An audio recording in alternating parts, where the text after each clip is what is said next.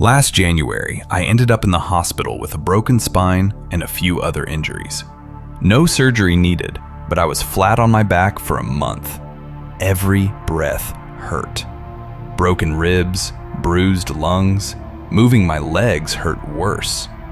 Any awkward shift sent pain firing up my spine like electricity. The painkillers helped, but the formula they used? Some combination of analgesics and antihistamines and God knows what else, was the kind of thing you could get dependent on fast. The old man in the bed next to mine had been on it for weeks. When they stopped his injections, he writhed from the pain, even though his injury was a leg fracture, and what hurt was his head. He was the only person who left my ward alive during that month. 6 other patients came and went while I was there. All of them died. One had multiple stab wounds when he arrived, so that wasn't surprising. But the men with hernias, with fractures, they died too. And no one told me why. A cleaning woman mentioned, quietly, that people had been dying in this ward long before I arrived, that it was a bad room. A week in, I decided to stop taking the painkillers. Didn't want the dependency. The first few days were manageable. If I stayed still, the pain stayed distant. Then, it started coming at night, which meant I slept during the day and lay awake in the dark. That's when things started. The first night, I heard footsteps. Soft, slow, shuffling toward the ward. I held my breath and watched the door. Turning my head sent pain through my spine, but I turned it anyway. The footsteps got closer. The door opened. The night nurse doing her rounds. Whew, I exhaled. I hadn't known she did that. I'd always been asleep before. I settled back down. Then footsteps again, and the rattling of a gurney. Someone being admitted, I figured. I fell asleep. In the morning, I found out no one had been brought in overnight. The second night, same pattern. Footsteps, the nurse, then the gurney sound further away. I told myself it was her moving equipment around.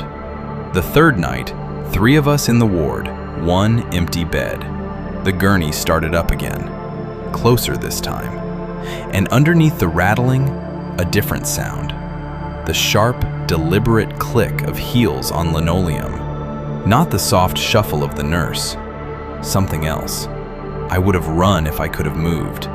The sounds stopped outside the door. Then the door opened and the gurney came in. I closed my eyes and kept them closed. The gurney stopped between my bed and the one next to mine. The clicking came toward me. I felt breath on my face. Something touched my hand. I barely managed not to flinch. "You're not asleep." The voice was a whisper, but wrong. Layered, like several voices occupying the same sound. Under the whisper, other things. Screaming. Sobbing. I know. Whatever it was moved from my hand to my shoulder, then to my face. I kept my eyes shut and held every muscle still. The bed across from me creaked. My neighbor, waking up. "Hey, who are you?" That was all he said. The clicking shifted across the room. Something fell. 2 minutes later, the gurney rolled out of the ward. I either passed out or fell asleep from shock.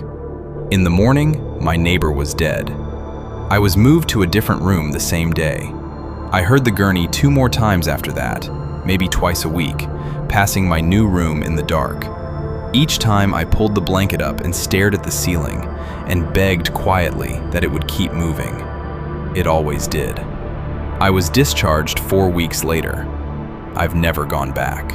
When I was a kid, I spent several years doing month-long stays at a regional hospital.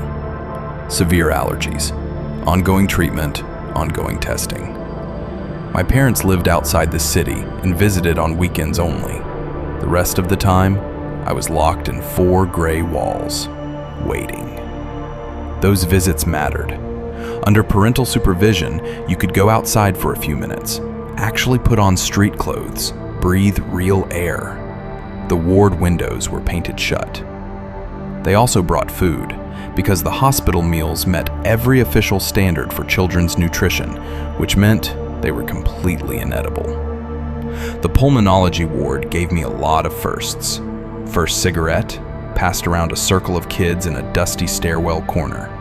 First drink, a comprehensive education in profanity. Late night horror stories while the duty nurse snored at her post.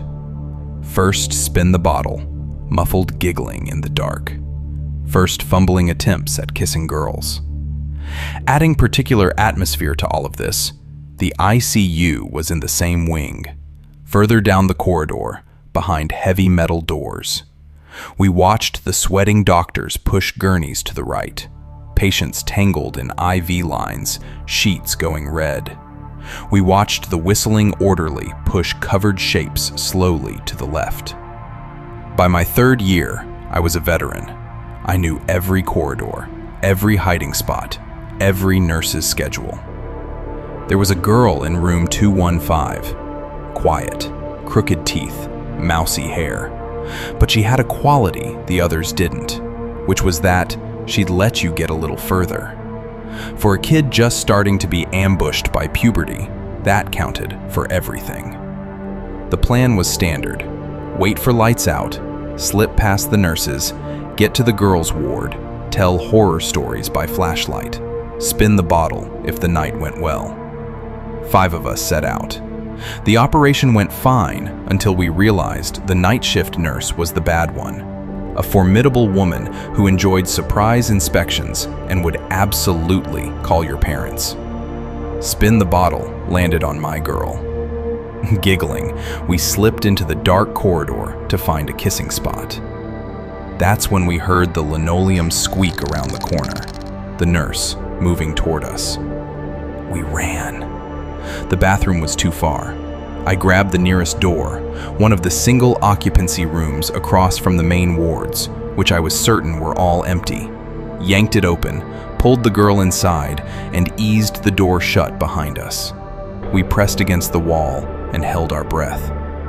The nurse went to the end of the corridor, checked the bathroom, started back. I was about to exhale when I realized there was a 3rd person breathing in the room. From behind the heavy curtain covering the window, slow, wet, gurgling. Whoever was in the bed was enormous, shifting on creaking springs, dragging air through a chest that sounded like it was full of fluid. Long, rattling exhales.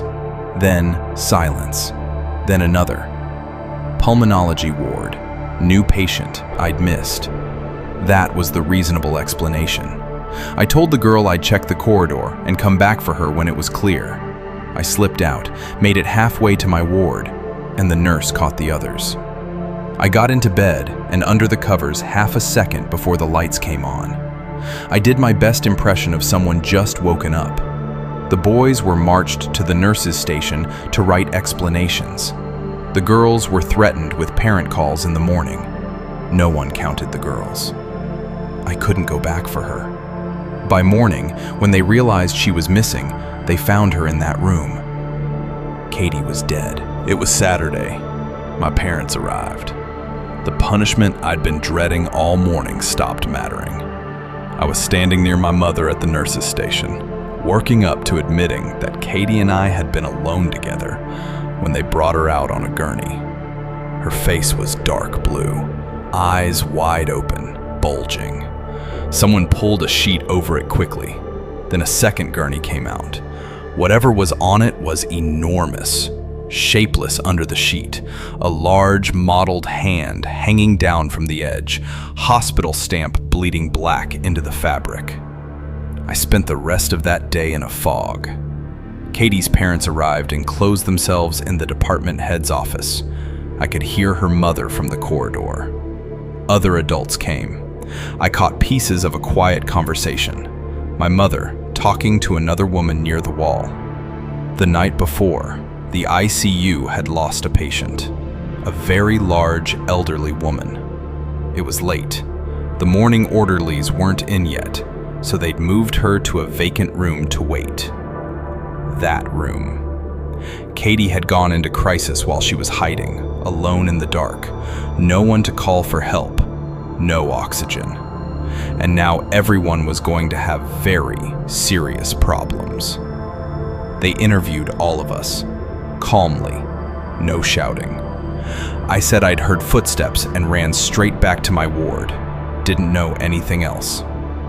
Sunday, my parents packed my things and took me home. I never went back to that hospital. I never told anyone what happened until now. Not that it would have changed anything, but there's a detail I've carried with me since that night. One I've never been able to explain away. Someone was breathing in that room.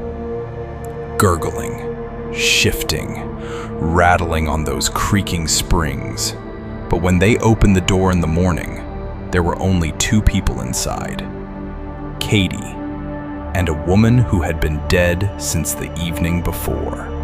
In the early 90s, I took a summer job at a psychiatric hospital outside Moscow. My title was Water Treatment Station Operator, which sounds more important than it was. There were two of us covering the post, alternating 24-hour shifts. The station itself was a squat, dirty yellow two-story building, circular, sitting about 50 meters from the hospital's crumbling perimeter fence at the edge of a dense pine forest. The living were far away. The dead were right next door. The morgue sat just beyond the fence. My coworker showed me around on my first day.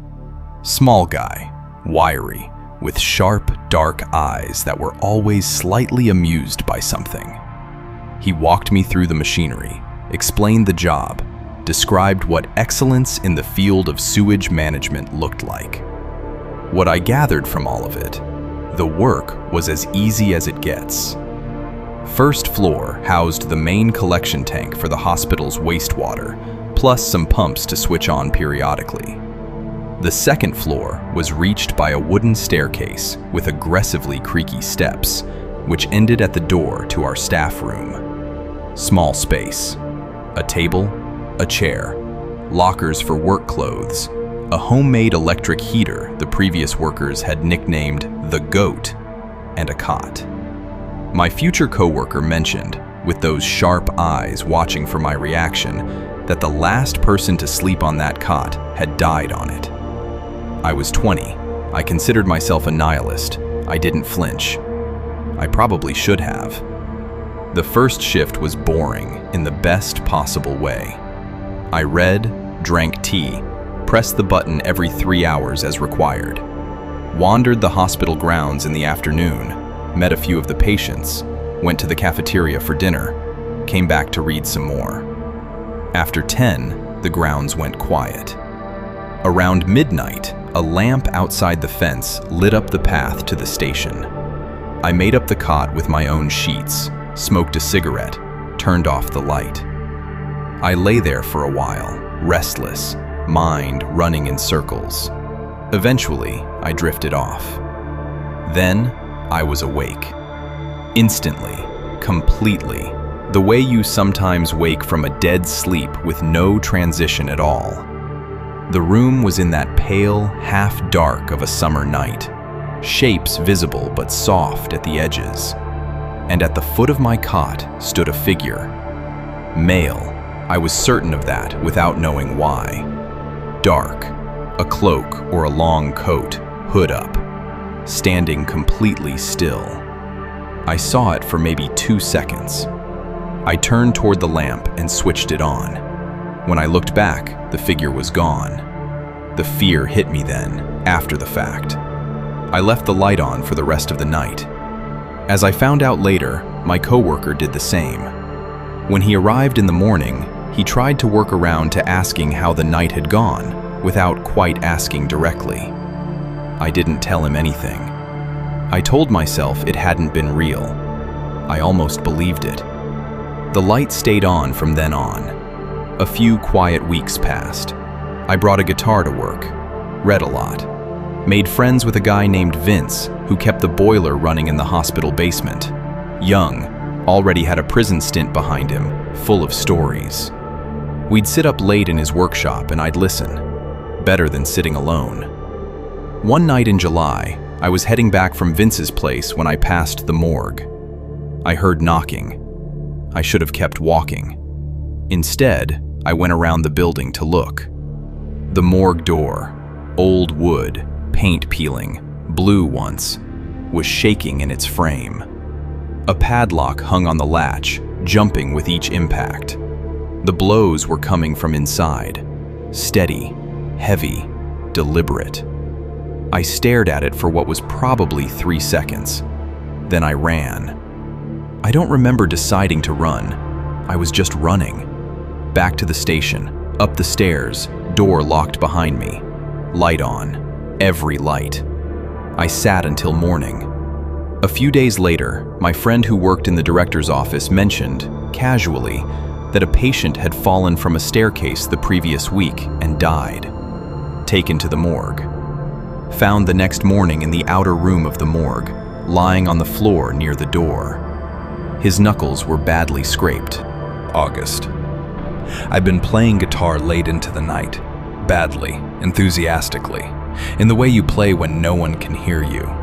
Eventually, I gave up, leaned the guitar against the locker, and went to sleep. Dream. The door opens. A man walks in. Calm, unhurried. He glances around the room and says, "Hey, Peter," the way someone does when they're checking in on a place they know well. Then he notices the guitar, picks it up, says it's badly out of tune, and starts adjusting the pegs, testing each string. When he's satisfied, he plays a song, a rock song I knew well, clean and easy, like someone who's been playing for years. Then he sets the guitar down, looks at me and says, "There, that's better." He puts his hand on my shoulder. I couldn't feel it at all, like I wasn't quite there. I woke up. The guitar was on top of the locker. I hadn't put it there. I picked it up and played a chord, perfectly in tune. I stayed at that job through the end of the summer. I never fully explained any of it to myself.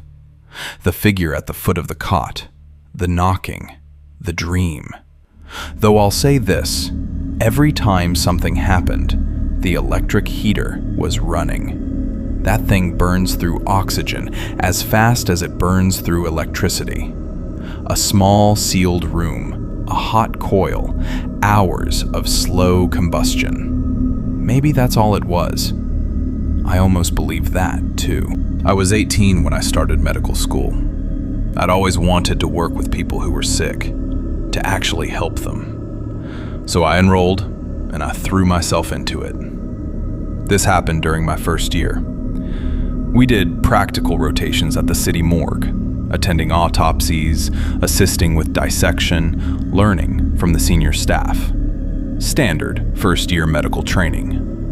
You get used to it faster than you'd expect. One evening, when the session wrapped up, everyone headed to the showers on site.